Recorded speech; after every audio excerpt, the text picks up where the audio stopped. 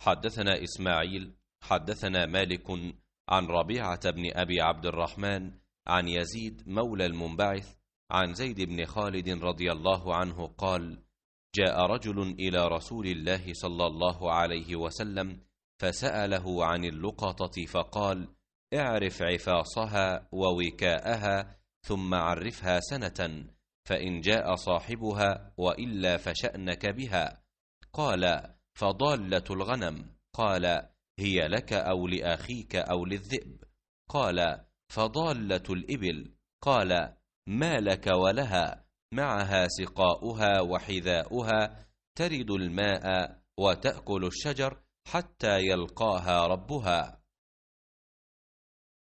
इमाम मालिक ने बयान किया, उनसे रबिया बिन अबी अब्दुर्रहमान ने, उनसे मुनबइस के ग़ुलाम यजीद ने और उनसे ज़ैद बिन खालिद रदी अल्लाह अन्हु ने कि रसूल अल्लाह सल्लल्लाहु अलैहि वसल्लम की खिदमत में एक शख्स आया और आपसे लक़ता रास्ते में किसी की गुम हुई चीज़ जो पा गई हो के मुताल्लिक़ पूछा, तो फरमाया कि इसकी थैली और इसके बंधन की खूब जाँच कर लो, फिर 1 साल तक उसका ऐलान करते रहो।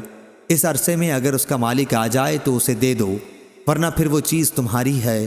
साइल ने पूछा, और गुमशुदा बकरी? आपने फरमाया, वो तुम्हारी है या तुम्हारे भाई की है या फिर भेड़िए की है? साइल ने पूछा, और गुमशुदा ऊँट? आपने फरमाया, तुम्हें उससे क्या मतलब? उसके साथ सैराब रखने वाली चीज़ है और उसका घर है, पानी पर भी वो जा सकता है और दरख्त के पत्ते भी खा सकता है, यहाँ तक कि उसका मालिक उसको पा जाए। सही बुखारी हदीस नंबर 2372।